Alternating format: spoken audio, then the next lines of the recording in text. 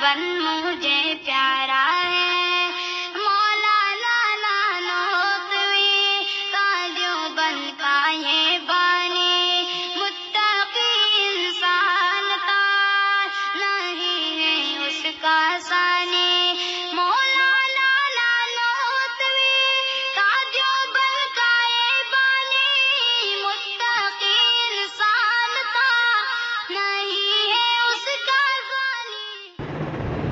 شب برات کے تعلق سے چند سوالات پیدا ہوتے ہیں کہ شب برات کے دن روزہ رکھنا چاہیے یا نہیں۔ نمبر 2، شب برات کے دن قبرستان جانے کا حکم۔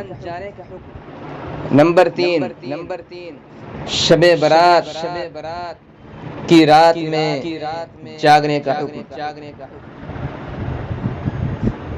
شب برات کے دن روزہ رکھنا یہ کوئی فرض اور واجب نہیں ہے بلکہ مستحب ہے، یعنی عام نفل روزوں سے اس کا ثواب کچھ زیادہ ہے۔ 15ویں شعبان کی رات میں نفل عبادت مثلا نماز پڑھنا، قرآن کریم کی تلاوت کرنا، ذکر و اذکار کرنا وغیرہ جس قدر ہو سکے کیا جائے، پوری رات جاگنا ضروری نہیں ہے۔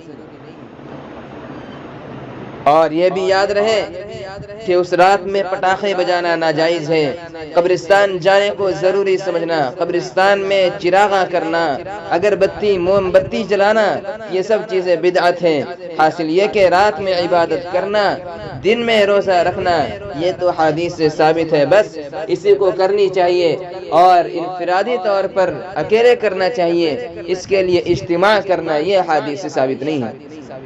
احادیث سے یہ فضیلت وارد ہوئی ہے کہ اس رات میں اللہ تعالیٰ کی طرف سے آواز لگائی جاتی ہے، اللہ تعالیٰ کا منادی پکارتا ہے کہ ہے کوئی مغفرت طلب کرنے والا کہ میں اس کی مغفرت کروں۔ اسی طرح حضرت صلی اللہ علیہ وسلم کا زندگی میں ایک بار بقیع غرقد یعنی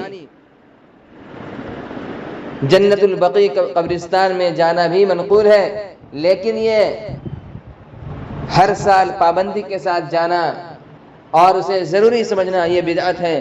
البتہ صرف آپ صلی اللہ علیہ وسلم کی سنت کو سمجھ کر اگر کوئی اکیلے ایک بار چلا جائے تو یہ پسندیدہ ہے اور یہ مسنون ہے، سنت غیر مؤکدہ ہے، لیکن اسے ضروری سمجھنا یہ غلط ہے۔